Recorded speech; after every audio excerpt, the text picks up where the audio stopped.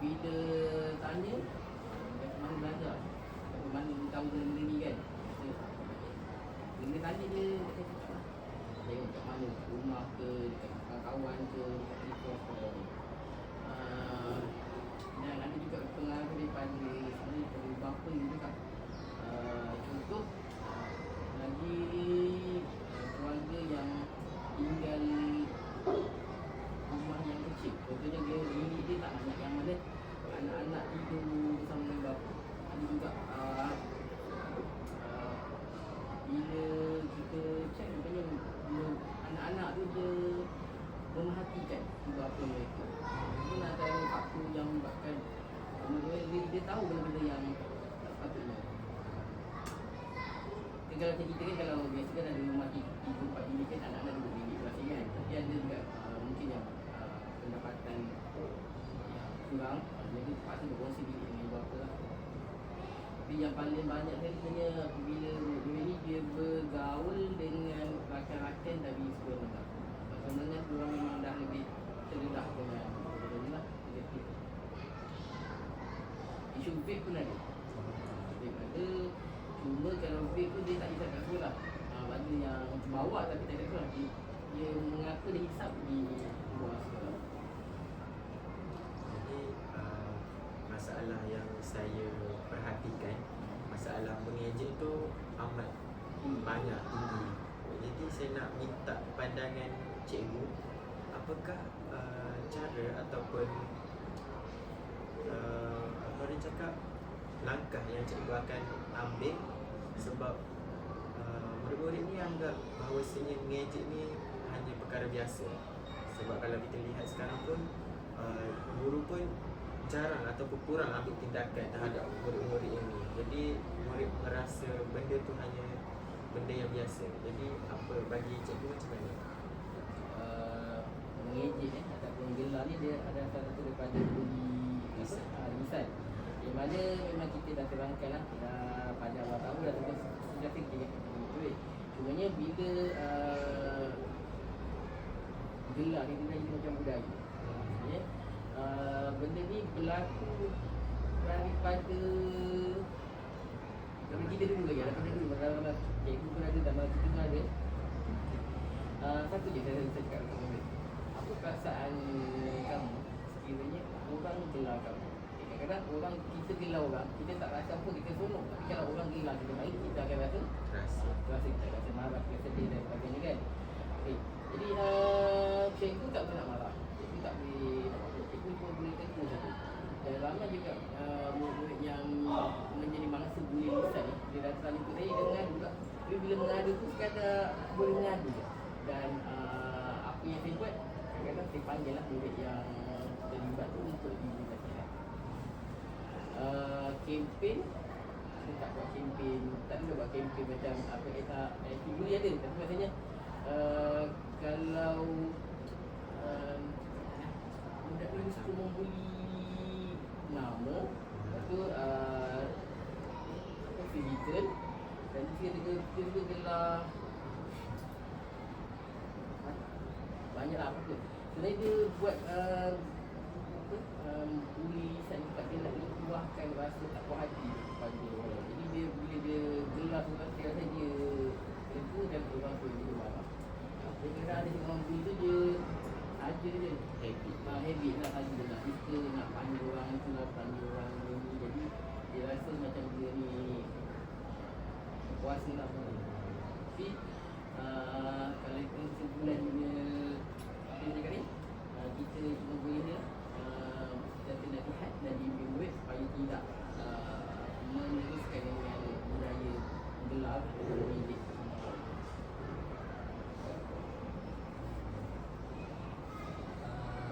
Sepanjang ni ada program-program yang cikgu buat berkaitan dengan okey.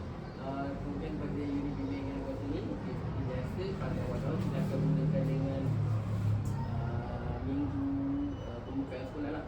Jadi untuk minggu pertama ni kita akan buat aktiviti ataupun program untuk memastikan murid-murid kembali ke sekolah dalam keadaan yang seronok dan selesa. Jadi program minggu pertama tu kita tak ada buat memang kita tak ada adakan pertama ni, itulah hari Ahad kita akan buat perhimpunan, kita akan sambut kadir murid, kita akan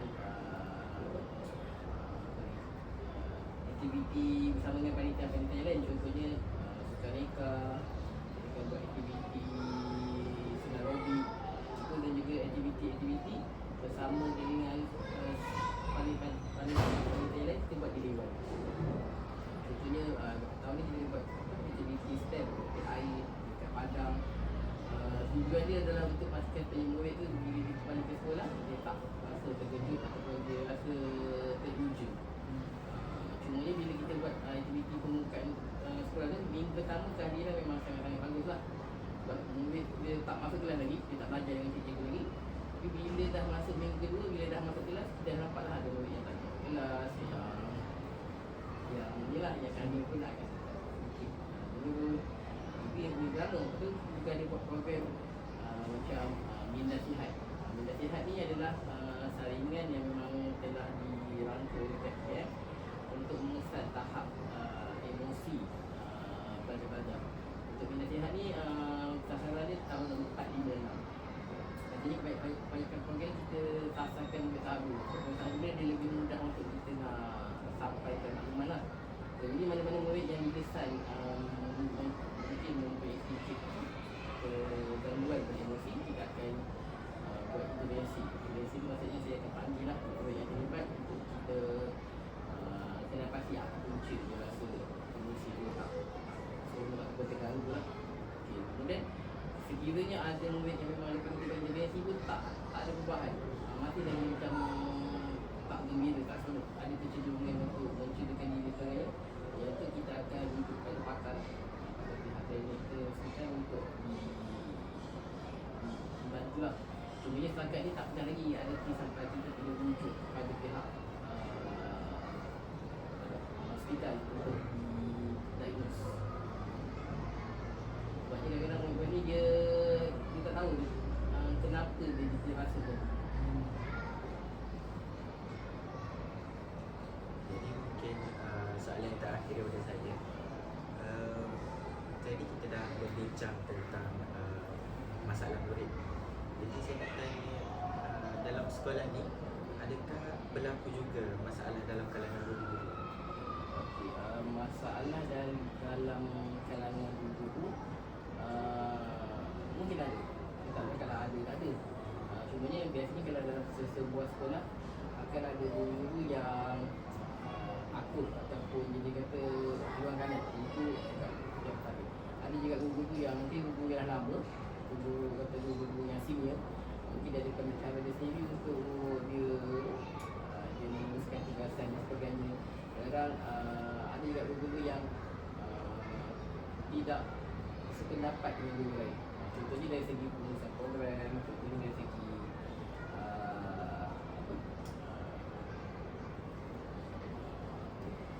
program, dari segi mungkin segi disiplin murid sebagainya. Contohnya ada guru yang memang sentiasa memberi komitmen penuh dalam menjaga murid. Contohnya kat Iman dia akan duduk sama dia. Ada juga guru yang mungkin tak kisah buat hati tinggalkan murid. Dan biasanya masalah dalam guru-guru di sekolah, kita nak ambil contoh di Kelantan, kebanyakannya adalah guru-guru senior. Yang kadang-kadang mostly ada guru senior, jadi mungkin setiap orang ada dia punya pendapat ni. Kalau cakap kan, paling tinggi. Dia punya ni. Macam saya dulu masa saya posting di Selangor, boleh dikatakan guru ni kebanyakannya ada guru muda, guru baru. Dan kita jangan jumpa guru yang tidak akur dengan arahan tentang bukan dengan belajar tak bagus, okey dia tu pengalaman, tapi dari segi macam mungkin cabaran lah kepada pihak pentadbir lah dalam nak mengurus takbir sekolah dengan guru-guru yang senior. Jadi dari sudut emosi tu ada tak masalah macam datang jumpa unit kaunseling ke? Kalau cikgu tak ada, setakat ni tak ada. Tapi kalau macam murid, sebenarnya murid punya dia tak banyak tau yang datang jumpa sekali. Biasanya untuk sekolah rendah, saya akan mencari lain atau murid yang perlu dibantu. Kalau macam sekolah menengah, dia akan datang jumpa cikgu cerita masalah. Kalau sekolah rendah, kadang-kadang bila dia ada masalah pun kadang dia tak tahu yang cerita siapa. Ataupun dia lebih memilih untuk berdiam diri saja, pendam. Dan kalau macam contoh prinsip ini, saya dapat info daripada guru kelas ataupun guru pelajaran. Sebab satu tu maksudnya, satu kekangan lah, macam dulu kau sering dia tak ada kelas, dia tak ada waktu, dia ada tahu. Jadi dari segi guru dengan murid, masa bersama murid tu kurang. Contoh macam saya nak kenal nama murid tu, kadang-kadang tak kenal. Ataupun kita nak kenal murid punya apa, dia punya latar belakang keluarga tu, kita tak kenal. Kecuali kalau kita panggil dan kita panggil perempuan lah.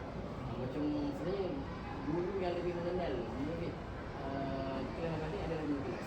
Dia memang tahu dari segi latar belakang, apa dan boleh dikatakan guru kelas setiap hari dia akan ada waktu dengan anak murid.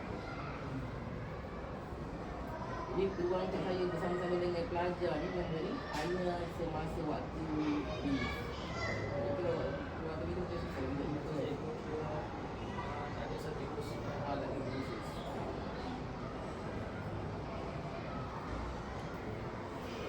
Lah, alhamdulillah. Okey. Dah sebenarnya. Apa kata kau? Boleh cikgu bagi share bagaimana makan sebagai penuntut. Baik, ini sebagai penutuplah nasihat saya kepada adik-adik di pelatih kepada masyarakat. Pertama sekali, jangan anggap sebagai guru sebagai satu cara yang mudah. Utamanya bila kita dah berada pada zaman sekarang. Ya? Sebab cabaran dia tak sama dengan cabaran waktu dulu. Ya? Okay. Murid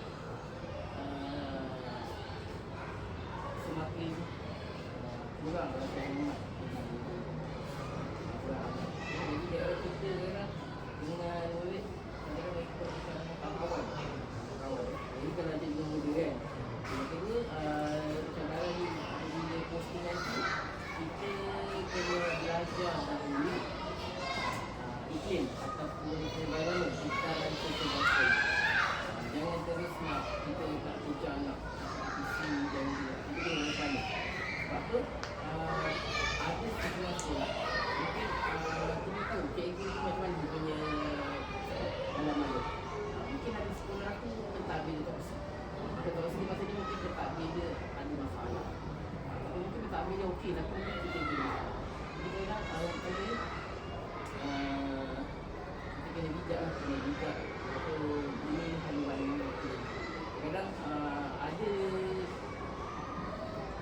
guru-guru lama yang mungkin suka dengan guru baru sebab guru baru ni rajin sangat membantu dan boleh berharap lah kan juga guru-guru lama-lama bila nak guru baru dia rasa macam satu ancaman yang mana dia rasa macam dia akan menutup dia punya potensi dia lah untuk usia tu. Jadi sebenarnya mana kita berada pun sebenarnya itu baca kami kita tak dapat nak puaskan hati semua orang. Kadang kita nampak cikgu yang ada atau murid nampak selesa kita tu dalam hati kita tak tahu. Sebab ni adalah betul politik lah. Politik yang bukan politik lah, kadang politik. Itulah. Dan kiranya kalau cikgu dihantar kepada satu pemberi kawasan yang pengalaman dan sebagainya untuk sebagai satu cabaran. Memang kita boleh kita nak posting jalan dekat rumah mak ayah, dekat kampung dan selesa. Tapi kalau kita tak merasa keadaan sesama yang sukar di luar, kita akan dapat menghargai oleh diri dalam mengajar, mendidik anak-anak. Dan yang terakhir, jadikan tugas pendidik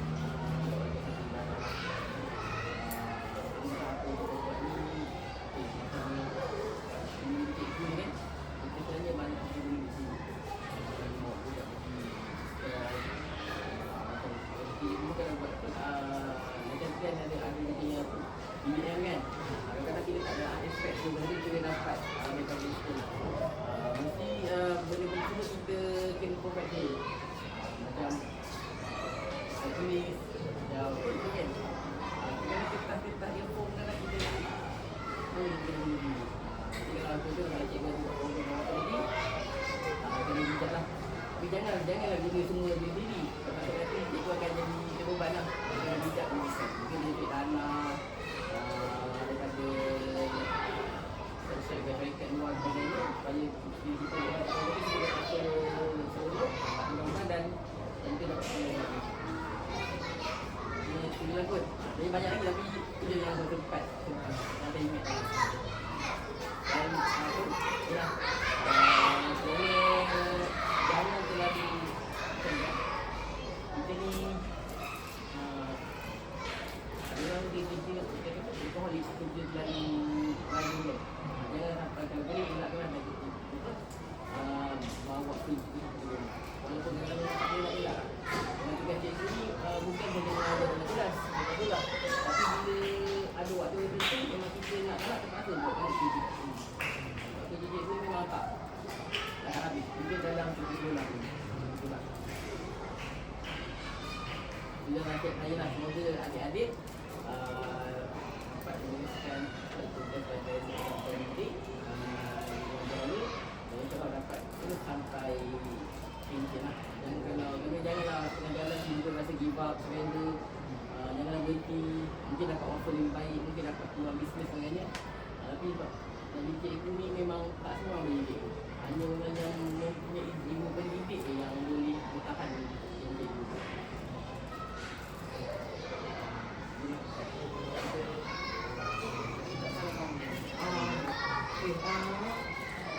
Ada job ke boleh job? Job ada dekat ni, dekat pejabat pada saya dulu. Itu dia pinjam job tu, dia ambil.